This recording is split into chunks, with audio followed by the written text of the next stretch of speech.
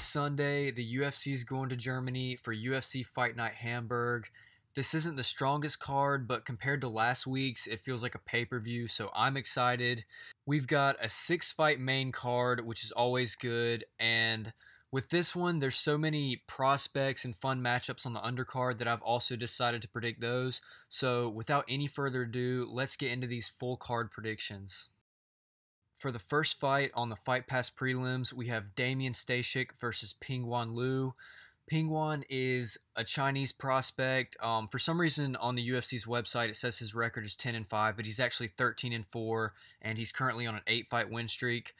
If any of you guys have any connections to the UFC, I could do a much better job than whoever's currently working on their website at actually keeping the stats updated and having pictures of the fighters. But anyway, so this fight is a classic prospect builder fight where the matchmakers don't actually want Damian to win and further his career. It's really just for Liu to get an easy win.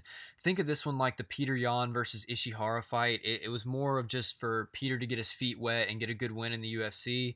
They have, and also the UFC is trying to expand into the Asian market, so they really want Liu to get a win, and Damian is currently on a 2-fight losing streak. In his last fight, he got knocked out by Brian Kelleher, so this is almost a gimme for Liu unless he chokes. Liu is very well-rounded. He can finish his fights by knockout or submission or decision. I'm not saying that Damian can't win this fight because, as you can see by that 70% submission rate, he's dangerous on the ground, and Liu could get caught in a submission. I will say this, though. I do think Damian has fought slightly better competition outside of the UFC than Liu has. Some of the guys Liu fought just seem a little bit on the can side, but like I said, Damian's only fought slightly better competition, so I don't really think there's going to be like a huge experience gap. I actually expect Liu to be the more well-rounded guy with a better skill set. Based on what the matchmakers are trying to achieve here and the fact that I think Liu is the more skilled fighter and he's currently on an 8-fight winning streak, I think he gets the victory. He could get it by finish, but because this is his octagon debut and there's, octagon jitters and all that, I'm not going to pick a method, but I'm going to say that Pingyuan Liu gets the victory. Next up on Fight Pass, we have Jeremy Kimball versus Darko Stosic. As you can see, the UFC does not have Darko pictured, and that is because he is also a prospect. He's 12-1. Most of his victories come by knockout, and this is his UFC debut. Jeremy, at this point in his career, seems like he's kind of become the guy they feed to prospects. In his last fight, he fought Dominic Reyes and lost by submission in the first round. He does have a UFC victory over Josh Stansberry by knockout, but with that 15-7 record, Jeremy's a guy you can't really depend on, and it's obvious, just like the last fight, it's obvious who the matchmakers want to win. Look, the dude's name is Darko, for God's sakes. He looks like USADA's worst nightmare, and he's coming into the UFC, dropping down from heavyweight. I think if he's able to bring his power down a weight class to light heavyweight against a guy like Jeremy Kimball who gets hit way too easily, we're going to see a knockout here. I think the matchmakers are well aware of that. They're smarter than us doing all this stuff behind the scenes. So I got to say, this seems pretty straightforward to me. With Jeremy, you've got a light heavyweight who's been knocked out a handful of times, alternates between wins and losses, and stays on the feet, versus a guy who also likes to stand and bang, but he's coming down from heavyweight. A lot of his wins come by knockout. He's got power, and he's only suffered one loss. It was a knockout loss, but I think it's a lot more likely for Darko to knock out Jeremy here. So unless Jeremy can pull off the Hail Mary KO, I got Darko by first-round knockout. Next up, as the Fight Pass headliner, we have Davey Grant versus Manny Bermudez. This fight was already supposed to take place on the Thompson versus Till card a couple weeks ago. It was one of my most confident predictions back then, and on this card, it's still one of my most confident predictions. Davey Grant is a decent fighter. He's good on the ground. He's good at submissions. He was on the Ultimate Fighter season with Ronda Rousey versus Miesha Tate. He came in second. I guess you would say he lost to Chris Holdsworth in the finals by submission. All 3 of his professional losses come by submission, and he's facing a guy in Manny Bermudez who is a submission specialist. I mean, the guy's extremely creative on the ground. Most of his wins come by submission, and he's already had a UFC victory. Both of these guys are good on the ground, but I'd have to say Manny's way better, and I think the outcome of this fight is pretty straightforward. I think as soon as it goes to the ground, Manny's going to be able to lock up a submission. I don't think we're going to see the final bell in this fight, so My prediction is Manny Bermudez by submission, just because I think he's better on the feet and he'll be able to either get it to the ground, or if it goes to the ground, even if he gets taken down, I think he's going to be able to get the submission. So my prediction here is Manny Bermudez by, I guess, first or second round submission. For the first fight on the FS1 prelims, we have Justin Ledet, who's moving down from heavyweight, making his light heavyweight debut, versus Aleksandar Rakic. In this fight, Aleksandar is going to be looking for the knockout. That's how he's achieved most of his victories. But against a guy like Justin, who has the slight reach advantage and has a great jab, I mean, in Justin's last fight against Azuna and Yanwu, he basically only threw a jab the entire fight and won a decision. He's really good at using it to keep his opponents on the outside, and he's really accurate with it. So I don't know if Aleksandar is going to be able to get close enough to land a huge knockout blow, not to mention most of the people that Alexander's knocked out have not been as good as Justin Ledet. Justin was looking great at heavyweight. He's undefeated. I think he had 3 victories at heavyweight, and now that he's moving down to light heavyweight, I just think it's going to be even better for him, especially since light heavyweight isn't that deep of a weight class and he's such a big guy. So besides just his jab, Justin is able to take guys down and submit them like he did to Marc Godbeer. Aleksandar, on the other hand, I think he would have a really hard time taking Justin down. Justin has 100% takedown defense in the UFC so far, so I think Justin has more tools to win this fight. Aleksandar is a dangerous guy, and he's always looking for the knockout. He had a pretty dominant performance over Francimar Barroso, but against Justin, I just don't think he has the tools to pull off a victory. So I think Justin is going to be able to keep Aleksandar on the outside, stuff his takedowns, and eventually win a decision victory. Next up, we have Khalid Taha versus Narimani. Khalid is a German prospect, so it makes sense that he's on this card in Hamburg. I am familiar with him because he fought in the 2017 Ryzen Grand Prix, the Bantamweight Grand Prix. He was expected to make it to the finals, or at least I expected him to, but he had a lackluster performance and ended up getting submitted, I think, in the semifinals. So, to be honest, I wasn't really impressed with this guy. He had a lot of hype behind him. He was like 10-0. But he's fighting Narimani, who is a prospect killer. He has a victory over Paddy Pimblett, who's probably one of the biggest stars outside of the UFC. And based on these guys' records, it seems like Khalid has fought more along the lines of tomato cans earlier in his career. And if you're starting off as a pro, I don't really think there's anything wrong with that. But against Narimani, a guy that's fought better competition, fought and beaten better competition, I don't think it's going to do you any favors. So in this fight, with both of these guys making their UFC debuts, I see Narimani getting the victory. Next up, we have Emil Valhalla Meek versus Bartosz Fabinski. Emil is one of those guys that seems like he can never get a matchup. People are always ducking him, and I think that's because he has really, really good striking, or at least powerful striking. In his last fight against Kamaru Usman, he did get dominated on the ground, but on the feet, he was actually outstriking Kamaru and even looked like he might have hurt him a couple times. So the dude has good striking. That's probably what he's the best at. Against a guy like Bartosz, who's also a striker, and most of his wins also come by knockout, I do think this fight's going to stay on the feet, and it's probably going to come down to who lands the bigger shots and who lands the most shots. Bartosz hasn't fought since 2015. He's been out with injuries, and I think coming back after a 3-year layoff against a guy like Emil just isn't that good of an idea. Emil isn't really a tune-up fight. He's a guy that you have to train for and be ready for. So just based on the fact that Bartosz hasn't fought in almost 3 years and he's been sidelined with injuries and he's coming back against a guy that's so dangerous like Emil, I think Emil probably will get the knockout.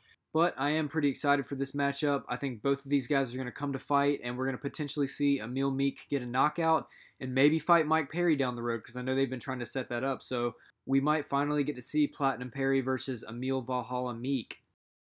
Next up, we have the German Sergeant Nick Hein versus Bosnian Damir Hadzovic. This fight is a little bit of a crowd pleaser. Obviously, they're in Germany. They've got a German fighter, and I think the matchmakers put him up against a guy they think he can easily beat.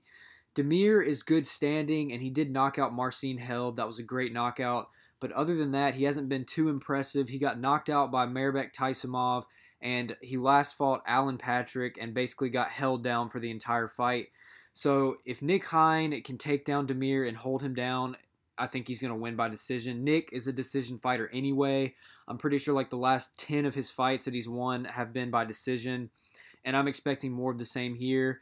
So basically, I just think Nick's going to be able to neutralize Damir's striking and maybe even outstrike him and just win a decision. Unfortunately, I do think this has the potential to be a boring fight, especially if Nick has taken notes from Damir's last performance and realizes that if he can take him down and hold him there, that's really all he has to do.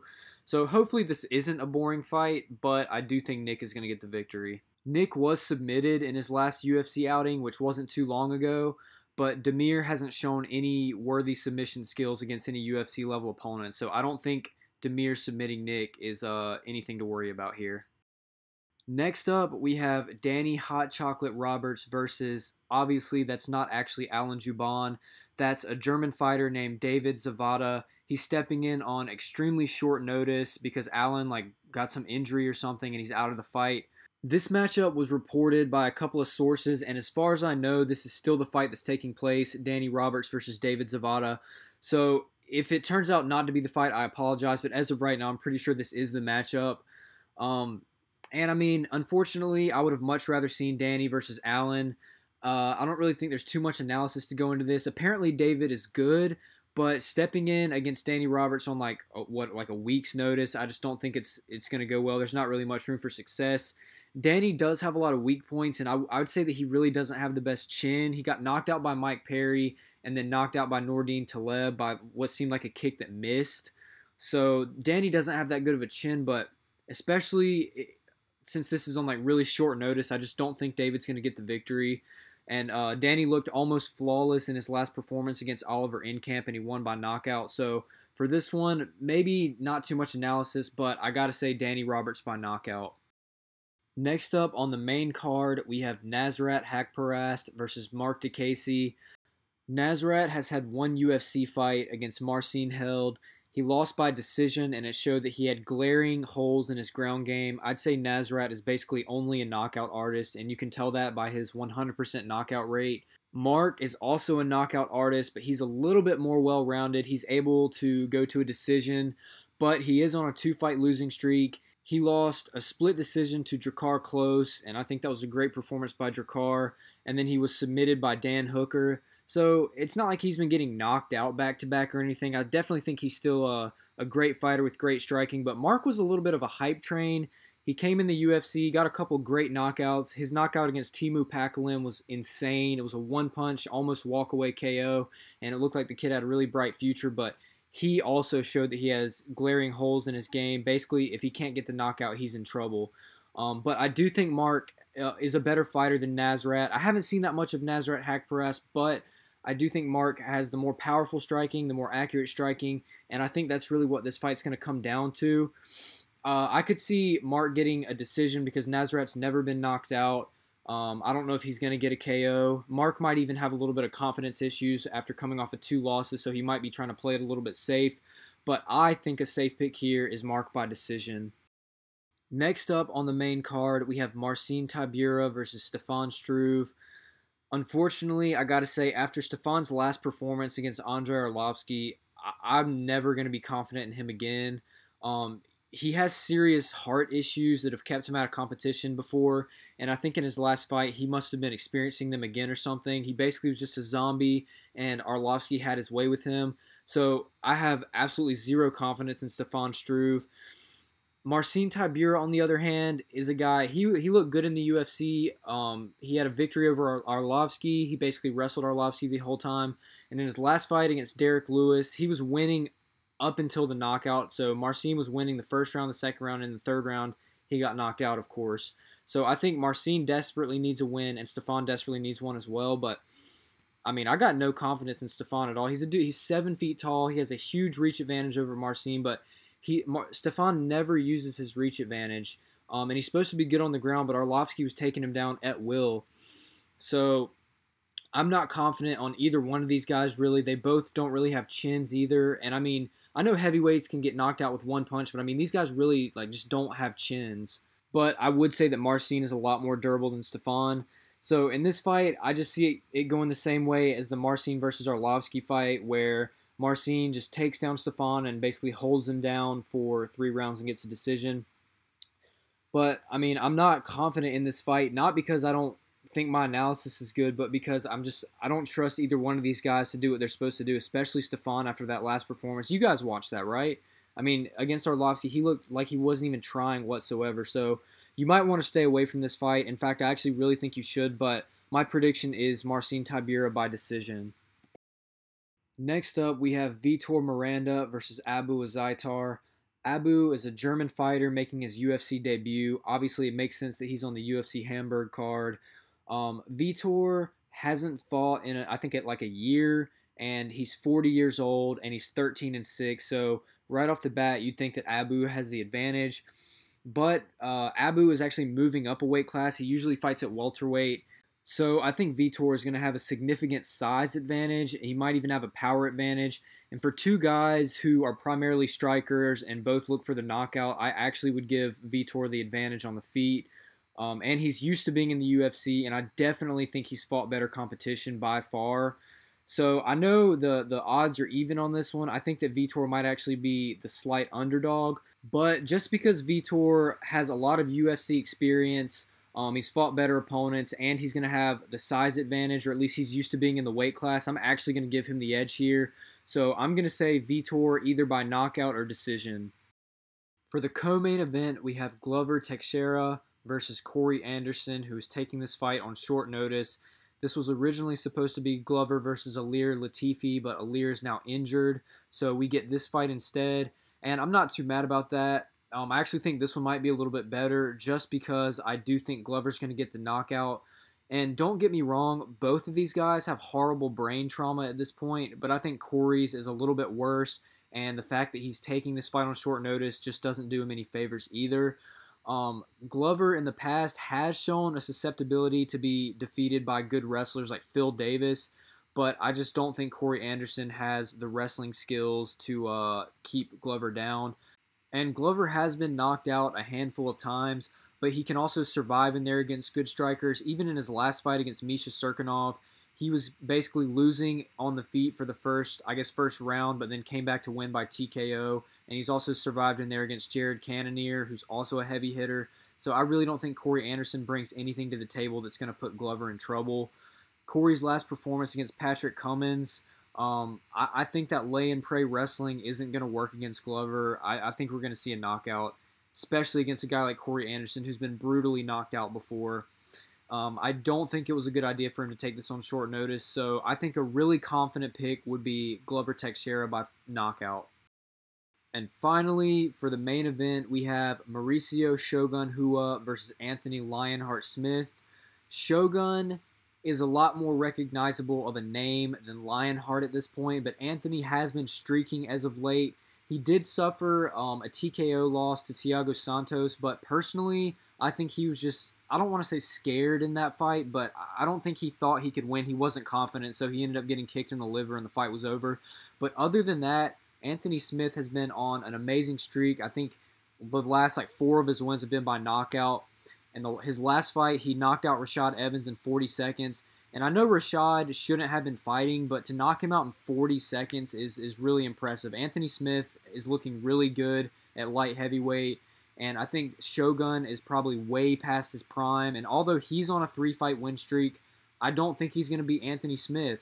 And I think that's funny because Daniel Cormier recently said that, yeah, if I go back down to light heavyweight to defend my belt, I want to fight Shogun. Well, what he doesn't understand is Anthony Smith is probably going to win that fight. So is he going to fight Anthony Smith? And, well, personally, I don't think he's going to fight anybody else other than Brock Lesnar. But if he really did want to go back to light heavyweight and he said he was going to fight Shogun and Shogun comes in here and gets knocked out, is he just going to say, actually, no, I'm not going to fight Anthony Smith? So we might, I know it's not going to happen, but theoretically, we might see Anthony Smith versus Daniel Cormier, which is insane because Anthony went from a virtual unknown to a guy headlining cards within a year. And I like the dude because he doesn't really talk that much trash. He just works hard and gets knockouts and then gets promoted. But in terms of the actual matchup with Shogun, you have a guy that was one of the all-time greats, great fighter, came from Pride, had a good UFC run, but he's way past his prime at this point. He really can't take a punch anymore, as we saw in the OSP fight. And I think Anthony Smith is a guy that's getting better and better. He's really good at framing knees. He's knocked people out with elbows. He's a little bit of a slow starter, and I think we might see that here. But usually in the fights where he starts slow, he's durable and can come back and win by knockout. And he has good cardio as well. This is a 5-round main event, obviously, but I don't think it's going to go past 3. I think Anthony Smith will get the knockout by round 3, and I'm really confident in him. I don't really see Shogun catching him with anything big, and Anthony's the much bigger guy. So I've got Anthony Lionheart Smith by 3rd round knockout, and hopefully Daniel Cormier acknowledges that in some way. But I think Anthony is young and hungry, and with this slight chance of a title shot on the line, which I know the UFC would never do this, but I just think it's so crazy. It's just crazy of a situation. But yeah, I got Anthony Lionheart Smith by 3rd round knockout.